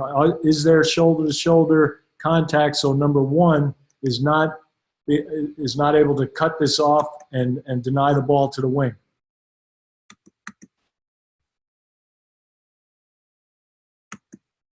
Pin down. All right. Every time we should be looking, Devin, either catch and shoot, attack the rim, catch and rip baseline, look to the post, look to the flare pass. So as Devin comes off this pin down, his looks are in no particular order, and it's a field. Do I catch the ball, and if I feel the guy's on my hip, do I attack the ACC or the elbow, maybe pull-up jumper? Do I attack the elbow and then throw a flare pass because number two has decided to help and jump the gap? Do I catch and rip baseline and attack off the dribble and try to get to the rim? Do I catch and square up on a 45 and throw it into the post and allow our post guys to do some work? Do I attack the baseline and allow our post player to clock out and then throw him the ball? Do I attack the baseline and throw it to the opposite baseline on a drift? The opposite player should always fill the opposite corner. So you have many options. And again, it's simple offense, but it's exploring and executing all those options at the highest level. All right, and that's a pretty good option. Catch and shoot. As Devin comes off, great footwork. And again, he's not new to this. This is second nature. He knows this is going in. He knows he's going to be open. And we always tell 4 or 5, you're going to the glass, and the movers you're getting back. So Mamadi and Jared, number 31, are going to the glass. Look at Mamadi's effort going to the glass. So we have 4 or 5 going for a second shot, and we have the perimeters getting back and getting our pack defense set. All right, and on occasion, we'll take easy ones. We will take easy ones, if it shows up. If they're so concerned with blocker mover and you get eye contact, easy basket once in a while is not a bad thing. Starting the offense, we'll have different entries. You can get creative with how you get into your offense. If you look at NBA actions, one of the standard, probably the most standard NBA option is called floppy, and blocker mover is a variation of floppy. But you could look at NBA entries into sides. You could probably have some things on your own to get into it. But anytime you want to try a little variation the first 5 or 6 seconds of the offensive possession and then get into your movement. So now here we are. We hit the wing to start.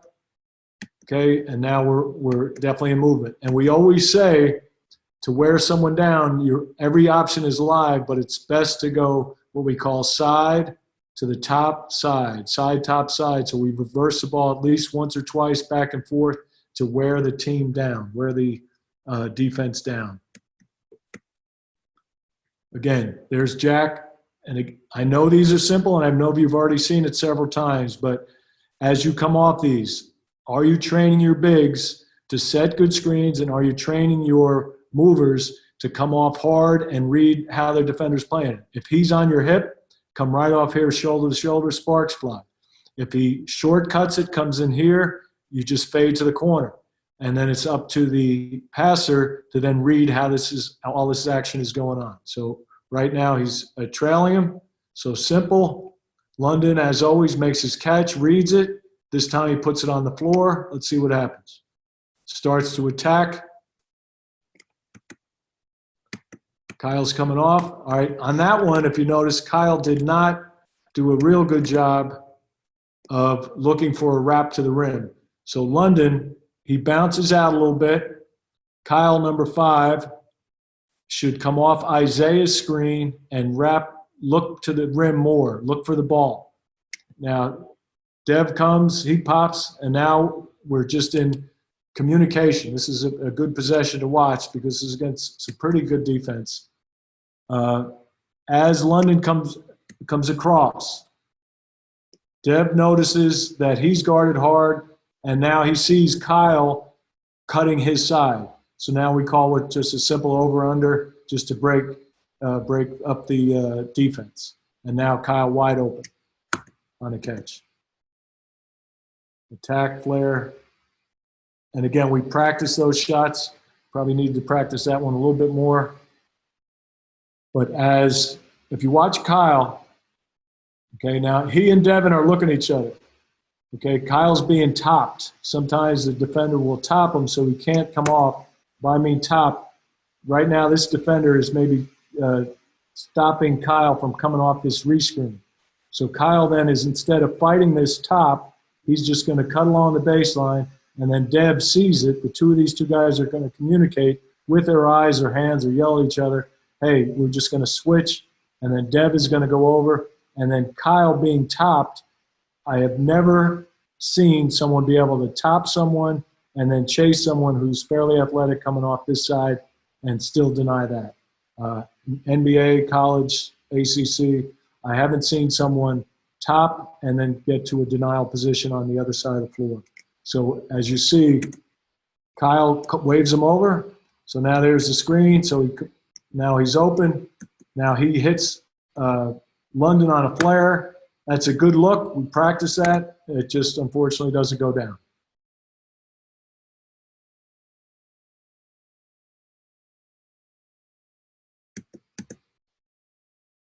Again, we are patient. We're going to work to get a good shot. We're going to wear teams down, attack elbows. Isaiah's up for the flare. Beautiful. All right, that's textbook right there. Right there is textbook sides action. Okay, if you were dozing off at all, wake up. This is a good one. All right, here is Dev fades to the corner. 44 shortcut. Dribble out. We're patient. There's the flare. Okay, here's London attacking the elbow. Okay, now watch. As soon as Devin's man passes the ball, Jackson attacks, tries to help. But not only is he in trouble because Devin is going away from the play and flaring, but Isaiah is setting a flare screen. So now 44 is in trouble. So he thinks he's helping his defender, but now Dev gets a wide open look, good screen, beautiful shot. And again, it's all the pieces working together. It's our skill development. Are you working on the shots that you get within your offense? Yes, we do. Are you setting good screens? Are you unselfish? Yes. Do you know where your shots come from? Yes. All right, here's a very simple one. Just simple flare, great shooter, down. Cut that one short, I apologize. Fade to the corner. All right, please, teams will, we've seen everything with sides, blocker mover. Teams will try different things. They'll try to top you. They will try to shortcut. So just simple counters to offset it. So as a coach, whether it's offense or defense, you need to know the what ifs. What if they do this? What if they do that? Obviously, we've been through this. Personally, I've been through it. This is 4 years of sides. Coach Bennett's 11 plus Washington State plus his dad. So I'm not going to say how many years, 20 years of sides. So the what ifs we already have down. What if they do this? What if they do that? Then it becomes just a matter of, as a teacher or coach, do you convey that to your players so that they know the what ifs? So are you prepared? Have you practiced it? Is it second nature? You shouldn't have to call timeout to make an adjustment to tell somebody to fade to the corner to get a good look at a three.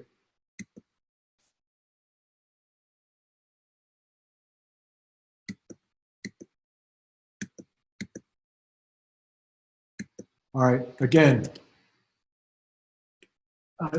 I can't emphasize this enough. I think it's maybe the second or third time I've mentioned it. Please involve your post players. So as your movers are doing their thing coming off, as a coach, it is your job to make sure your players touch the ball. It does you no good to spend time in your practice on jump hooks and drop steps and power moves for your post guys if they never touch the ball. If they don't have the ability to score, then that's your paycheck. So that's your decision. But if this kid, number 33, has any ability to score, give him the ball once in a while. If this kid shows on defense, takes charges, hustles, dives for loose ball, let him touch the ball. George Karl, who I worked for with the Nuggets, used to say the power of touching the ball is so important. It gives energy.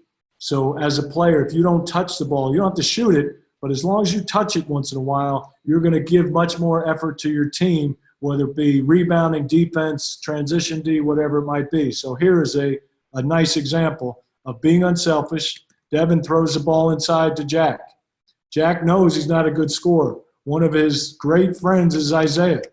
Okay? Isaiah pops out. This defender probably thinks Isaiah is not a good shooter. But Isaiah has worked during his 4 years at University of Virginia on this shot on a regular basis. So he has enough confidence to shoot it, decent follow through, and he deserves, as a coach, that should go in. Okay, that should go in. And for him to at least take it is a good thing. So I was happy for both Jack and Isaiah on this possession because they deserve the opportunity to be involved with the ball on offense. And you watch Jack's effort, he's going to the glass as well. Okay, and we say attack the rim.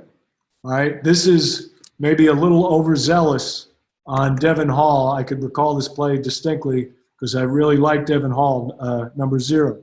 He's left-handed. He thinks he's right-handed.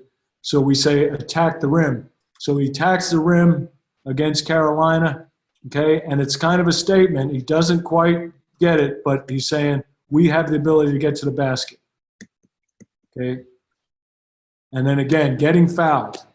Excellent. Coach, Tom McDonald. Yes, Tom. We got about probably 4 or 5 minutes at the most. Okay. All right. Thanks, Coach. Yep. Okay, so as we go, we're going to attack the rim, and we call this clocking out.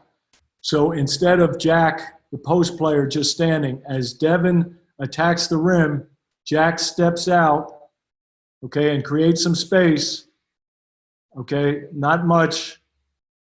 And then right here, as Devin goes to the rim, Jack is not a great shooter, okay, so his clocking is not very far.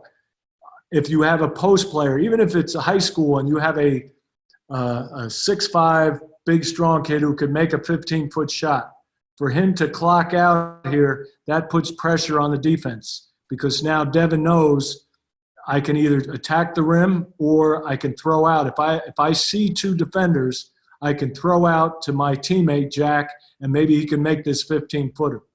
And then obviously the next time that comes up, that puts even more pressure on the big defender because he knows he can't help because now Jack has made that 15-footer. So now the next time we have a clocking option, Devin might be able to get right to the rim clean.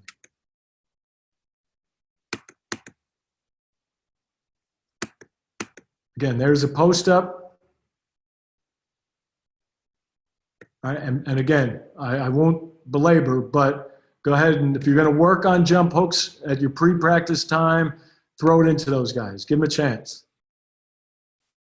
They'll be much better for it. All right, now watch what Ty Jerome does right here. All right, this is his, I believe it's his freshman year. Yeah, Kyle has a man bun. So as Ty comes off the flare, you're going to notice his man starts to jump and jump to the ball and try to stop him. So instead, they go over, under, and again, there's the catch. Hesitation. Swing it to the other side of the floor. Unselfish. Pretty good possession. Pretty good possession.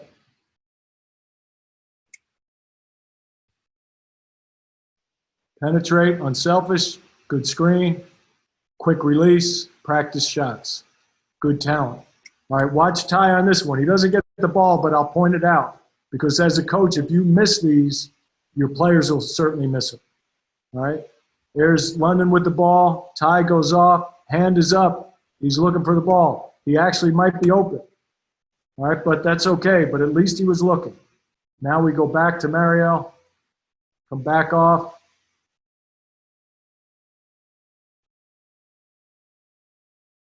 Again, we're wearing him down. Not many teams run off-ball screens. Not as much. There's your pocket pass. We haven't seen many of those.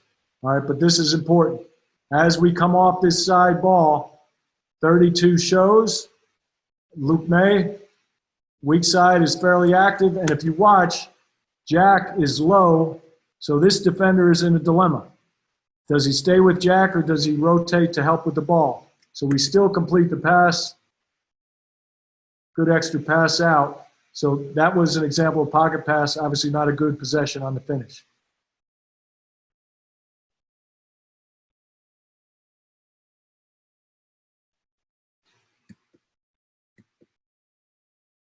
All right. I have to show it twice because Isaiah is one of my guys. When he makes one, I have to show it twice. I promise. Promise. Beautiful shot. Confidence isn't quite there yet. Follow through isn't quite strong, but it went in. I'm really happy for him. Catch. Attack the elbow. Bounce it out. Come off. Catch and shoot. All right, this is freshman year. Ty hasn't had as much experience with it, but those shots, obviously, over the next 3 years are going to go in quite a bit. There's a separate. We're moving. Attack. Unselfish. Bang.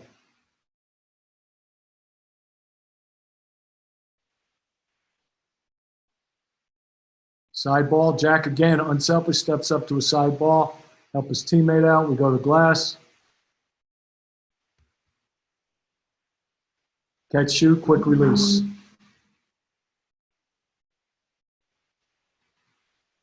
There we go. Ha! There we go. All right, we're going back to the Final Four. Some things don't change. There's your flare, rescreen. Okay, going to the rim.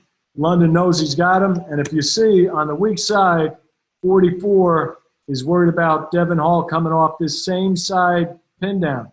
So we have both sides of the floor active, layup against a good defensive team. Oh, all right. Isaiah Wilkins. Why is he important? Why servanthood? Isaiah Wilkins right here. Watch what he does. Shot goes up. Okay, possession's over. Possession's over. Look at the effort. Look at the effort. Extra possession. Big time.